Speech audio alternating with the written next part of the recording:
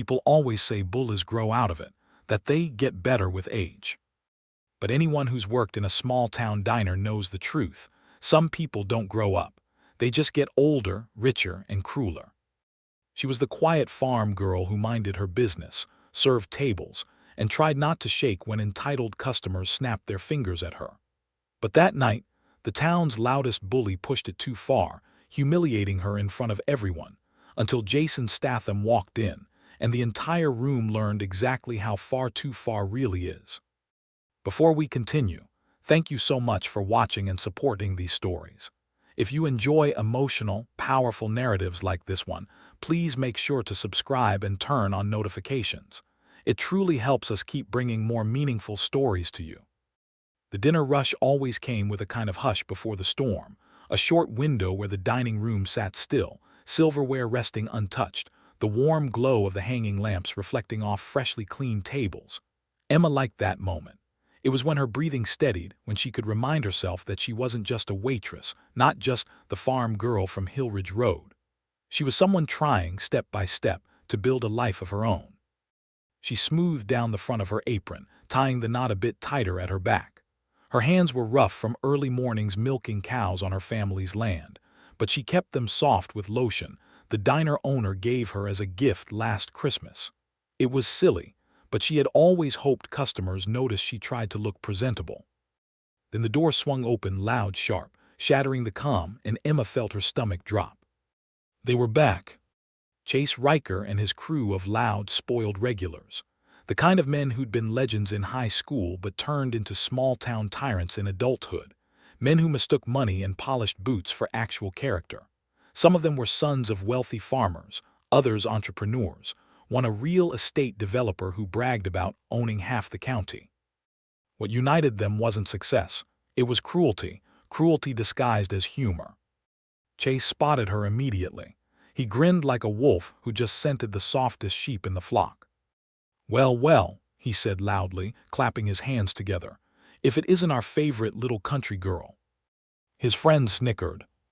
Emma fought the trembling in her fingers and forced a polite smile. "Good evening, gentlemen. Table for 4.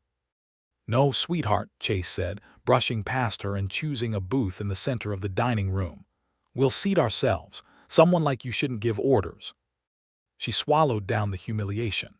She had learned a long time ago that reacting only made things worse. Emma took a breath and grabbed 4 menus. She told herself what she always did: stay calm, be professional. Tonight will pass. As she approached their table, she heard Chase mutter to the others, "Watch this." Emma set the menus down carefully. "Can I start you with anything to doctor?" Chase stuck out his foot, kicking her shin lightly, pretending it was an accident. "Oops," he laughed. "You came in too close. Careful, farm girl." His friends howled with laughter. Emma forced a tight smile. "It's fine." "You hear that?" Chase said to the group. "It's fine, she likes it." She didn't respond. She moved to take their drink orders, jotting them down quickly, silently. But Chase wasn't done. As she turned to leave, he flicked a crumb at her back. His friends roared. Emma wanted to disappear into the floor. Just get through the night, she told herself. Just get through it. She went to the kitchen, leaning against the counter for a second to steady her breath. Morgan, the head cook, glanced at her with concern. "You all right, kid?" "Fine," she whispered. "Just Chase and his friends again." Morgan scowled. "I swear if he keeps treating you like that, one day someone's gonna knock his lights out." Emma smiled weakly. "That someone will definitely not be me." Morgan sighed and handed her the tray with their drinks. "Just be careful." She returned to the dining room. Other customers watched her subtly, some pitying, some uncomfortable, none willing to intervene. Chase's table erupted into boisterous laughter again, and Emma felt each step toward them like walking toward a firing squad. She set their drinks down one by one, making sure her hands stayed steady. Chase watched her closely, his eyes gleaming. "Hey, Emma," he said suddenly, leaning back. "How's your family doing? Still milking cows at 5 a.m., still broke?" Emma didn't bite. "Can I get you anything to eat?" "Yeah," he said, "respect." His friends burst out laughing, nearly choking on their drinks. Emma closed her eyes for half a second and inhaled. Every insult felt like a hot needle pressing just beneath her skin, but she stayed professional. Always professional. "What would you like to order?" she asked again. Chase smirked. "Tell you what, you take my order on your knees and maybe I'll tip." Emma froze, her heart slamming hard against her ribs. His friends were already egging him on. "Kneel for the king of the county." "Oh, come on, Emma, it's just a joke." Emma stepped back. "I'm not doing that." Chase mocked her voice in a high-pitched whine. "I'm not doing that." Then he leaned forward, eyes sharp. "You're a waitress, you serve, learn your place." Emma's throat burned. Before she could respond, the diner door opened again. She didn't look up, too focused on keeping tears from spilling, but a hush fell over several tables. Conversations quieted, chairs shifted, something changed in the air. Someone had walked in. Someone the diners immediately noticed. But Emma had to keep moving. She focused on the table, determined not to break. She was stronger than the humiliation, stronger than the fear creeping up her spine. "I'm going to give you a minute to cool off," she said softly. Chase laughed. "Or what, you gonna cry on the stakes?" Emma turned away, fists clenched so tight her knuckles turned white. She walked toward the soda machine, head low, breathing unevenly. Her vision blurred. Morgan stepped toward her again. "Hey." "I'm okay," she whispered. "I'm okay." But she was. Her mind felt foggy, her chest tight. She hated that Chase had that power over her. Hated that he could twist her sense of dignity so easily in front of all those people. Hated even more that everyone just watched. Then she heard it, the sound of a chair scraping loudly across the floor. Chase's voice rose above the buzz of the room. "Oh, look, boys," he said loudly. "Farm girl-esque crying again." Emma froze. Her breath stilled. She wasn't crying, not yet. But the fact he wanted to push her there in front of strangers made something inside her tremble, then harden. "No," she said quietly to herself, "not tonight." She wiped her eyes, steadied her posture, and turned back toward the dining room. That was when she saw him. Standing near the entrance. Jason Statham. Dressed in a crisp black suit, shoulders broad, expression unreadable, but unmistakably aware of the tension in the room. He wasn't looking at her. He was looking at Chase. Chase hadn't noticed him yet, too busy flaunting his domination to realize a storm had just stepped into the diner. Emma blinked in surprise. She had seen Jason once or twice around town, usually quietly passing through, never staying long. Nobody knew much about him, only that he kept to himself, moved with a quiet intensity, and had eyes that could read a room without saying a word. But she never imagined he'd walk into the diner on this night. She looked away quickly, not wanting him to see her shaken. She returned behind the counter, pretending to wipe surfaces, trying desperately to compose herself. But Jason didn't sit down. He didn't look at the menu. He didn't move at all. He watched Chase. And Chase, drunk with the confidence of cruelty, decided to escalate further. "Hey, Emma," he shouted across the room, "come here." Emma stiffened. Morgan whispered, "Don't." But she had no choice. It was her job. She walked slowly toward the table, feeling every eye in the room on her. Chase picked up a glass of water. Emma stopped. "Chase, please don't." His smile widened. "Relax, it's a refreshment, you look tense." "No," she whispered, stepping back, but Chase reached forward too quickly. He grabbed a fistful of her hair. Emma gasped, her eyes widening in shock as he yanked her downward. The entire diner gasped. She fell to her knees, hands catching the floor just in time. Chase lifted the glass. "Bottoms up," he said. And he poured the water over her head. Cold, humiliating, soaking through her uniform. The diner went silent. Emma froze, breath broken, heart crushing beneath the weight of shame. Chase's friends burst into hysterical laughter. The drink dripped from her hair, splattering onto the polished hardwood floor. Emma remained still, humiliated, wishing she could disappear. "That," Chase said triumphantly, "is what happens when you forget your place." Then, a chair slid across the floor. Hard. Sharp. Everyone turned. Jason Statham stepped forward. No one had ever seen him look like that, controlled, calm. but with a kind of coldness that made every person in the diner sit up straight, as if instinctively recognizing danger. He walked with slow, deliberate steps toward the table, each one echoing louder than Chase's laughter. Emma lifted her gaze, water dripping from her hair, eyes wide. Chase finally noticed the shift and turned. "Oh," he scoffed, smirking, "look who thinks he's gonna be." Jason stopped beside Emma. He looked at Chase. And in that stillness, that silent, dangerous calm, the entire diner held its breath. Emma could feel something shifting. A line had been crossed. And Jason Statham was about to make sure everyone in the room understood exactly what that meant. For a moment nobody moved. Not Chase, not his friends, not even Emma kneeling on the floor with water dripping from her hair and uniform. Jason stood beside her, completely still, but radiating a force that made the entire room feel smaller, tighter, quieter. His jaw flexed once, barely noticeable, but the tension behind it was unmistakable. Chase leaned back in his chair, smirking. "What are you staring at, old man?" he asked, spreading his arms arrogantly. "This ain't your problem." Jason didn't answer. He looked only at Emma. "Are you hurt?" he asked, his voice low, steady, startlingly gentle. Emma blinked. Nobody had asked her that all night, not her coworkers, not the regular customers. Jason's tone was warm but firm, grounding her in a way she didn't expect. She shook her head slightly. I'm okay." Jason nodded once. Then he turned to Chase again. "You need to apologize to her," he said. The words were quiet, calm, but they hit the diner like a thunderclap. Chase's friends stiffened. The other customers leaned in. Chase blinked, then laughed, a loud, obnoxious bark that echoed off the walls. "Apologize to her?" He slapped the table, still laughing. "Mate, do you know who you're talking to?" Jason didn't move. "I do." "Then you know I don't apologize to losers," Chase shot back, leaning forward with a smug grin. "Especially not farm rats who think serving food makes them special." Emma flinched at the words, but Jason's expression didn't change. He took one small step forward. It was barely anything, half the distance of a normal stride, but somehow Chase's laughter died instantly. Jason's presence hit him like a wall. "Stand up," Jason said. His voice was still calm, still controlled, still terrifying.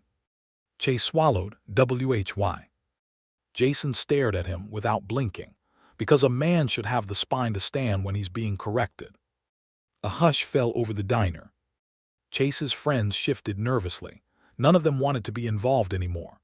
They exchanged looks, silently praying Chase would drop the bravado and comply.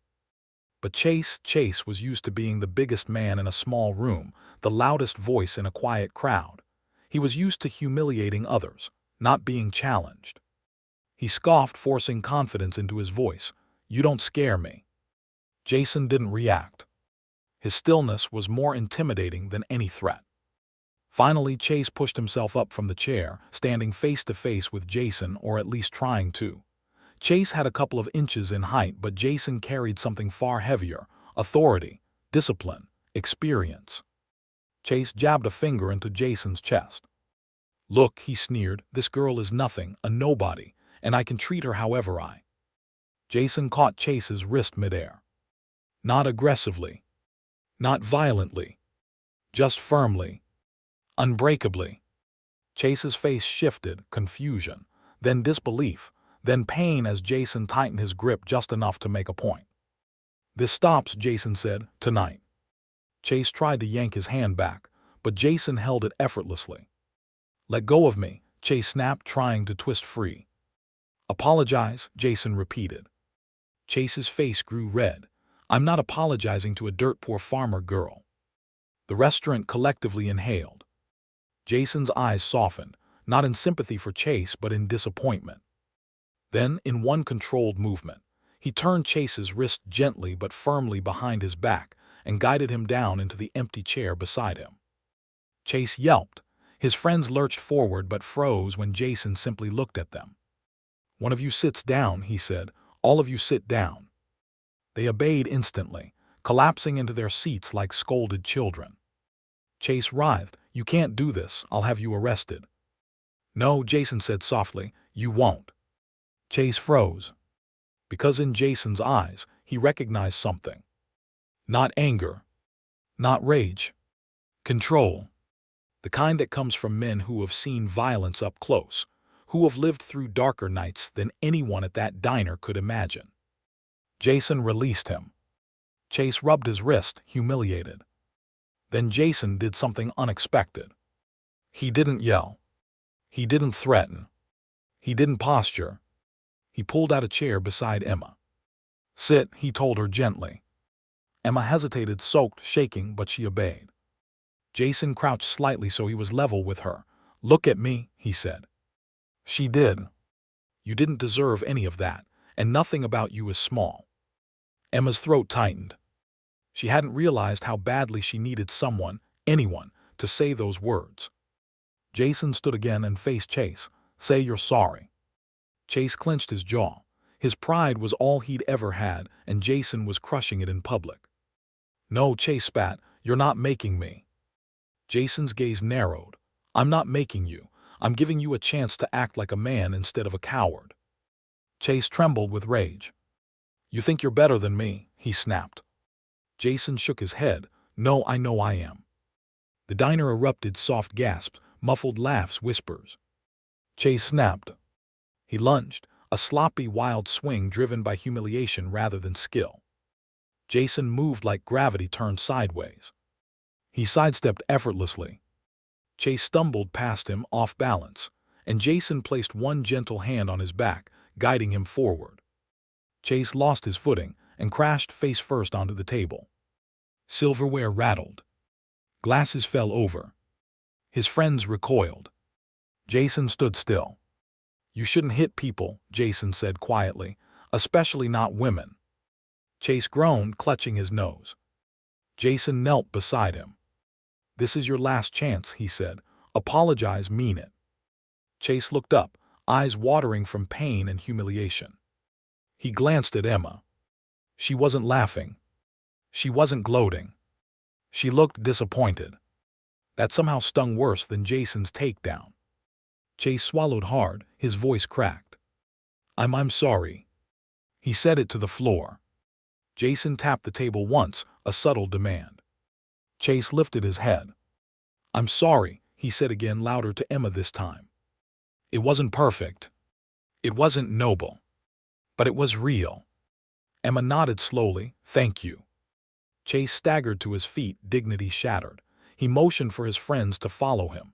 They scrambled out of the booth like frightened mice. But right before Chase reached the door, Jason spoke. One more thing. Chase froze mid-step. Leave her alone, Jason said, forever. Chase didn't turn around. He just nodded stiffly and pushed through the exit. The door slammed behind him. Silence. The diner felt lighter, like a storm had passed, and the air was finally breathable again. Customers whispered, amazed. Morgan grinned behind the kitchen counter. Emma's coworker Daisy wiped her eyes. Emma, still soaked, still trembling, didn't know what to say. Jason approached her again. You all right? He asked. Emma nodded slowly. I think so. Jason handed her his handkerchief. She hesitated. I'm dripping wet. It's meant to be used, he said, almost smiling. Emma dabbed her face, trying not to cry again, this time out of relief instead of humiliation. Morgan walked over. Emma, go change, take 5. Emma looked torn, but there's customers. Honey, Daisy said, stepping forward, you just got waterboarded by a grown man. Take 10. The diner chuckled softly. Jason stepped back, letting her stand. She paused. Thank you, she said, meeting his eyes, for being kind. Jason nodded gently. Someone had to be. Emma went to the back to change, leaving Jason standing quietly near her section. He didn't sit, didn't order. He just waited, hands in his pockets, breathing slow and even. Some customers approached to thank him or clap his shoulder, but he brushed it off politely. This was about her, he said, not me. 10 minutes later, Emma returned, wearing her spare uniform. Her hair was tied back, her expression clearer, steadier. Jason nodded approvingly. Better. She laughed softly, a little. There was a pause, not awkward, just thoughtful. Jason finally spoke. What he did to you wasn't about you. It was about his fear. Emma frowned. Fear of what? Of small minds staying small, Jason said, and you don't fit that. Emma felt warmth spread through her chest. But then her eyes lowered. I don't know what to do now. Chase comes in almost every week. This will never end. Jason shook his head slightly. It ended tonight. Emma looked unsure. Jason sensed her fear and softened his tone. Listen, you handled yourself with more strength than he ever could. Not everyone can stay calm under that kind of cruelty. Emma blinked at him. I wasn't calm. You didn't break, Jason said. That's stronger than calm. Another long, quiet moment. Finally, Emma exhaled shakily. Can I ask why you stepped in? Jason shrugged lightly. Because I've seen bullies before, real ones, and I'm tired of watching them ruin good people. Her lips curved into a faint smile. You don't even know me. Jason's expression softened. I know enough. Emma didn't know why that meant so much, but it did. Suddenly, the diner owner, Mrs. Cartwright, bustled out from her office. She had seen the entire incident on the cameras.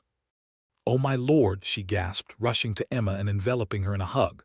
Are you all right, sweetheart? Why didn't you scream for me?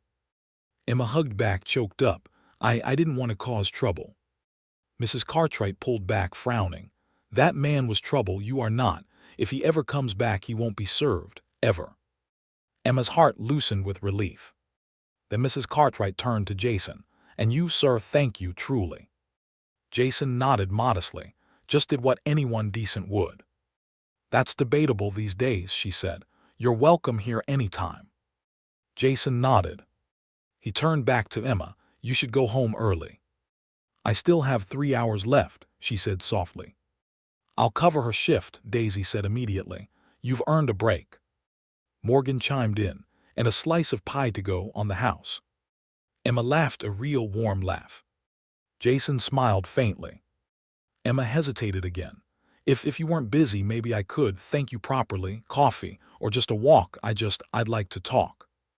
Jason's expression remained unreadable for a moment, then softened. I'd like that, he said. Emma nodded shyly. Daisy swooped in behind them. Girl, go change again and get out of here before I marry him myself. Emma turned bright red. Jason raised an amused eyebrow. The whole diner chuckled. As Emma grabbed her things and headed toward the door, Jason followed at a respectful distance. When she stepped outside into the cool night air, she breathed deeply for the first time in hours. Jason stood beside her. Feeling better? He asked quietly. She nodded. Yeah, because of you. Jason met her gaze, his voice low and sincere. No, he said, because you stood back up. Emma felt her heart steady, her dignity restored, her spirit unbroken. And for the first time in a long time, she didn't feel small. She felt seen. She felt safe. She felt strong. As they walked down the sidewalk together, the diner lights glowing warmly behind them, Emma realized something profound. Tonight didn't make her weaker. It changed her. And Jason Statham was the kind of man who changed storms into calm and bullies into memories.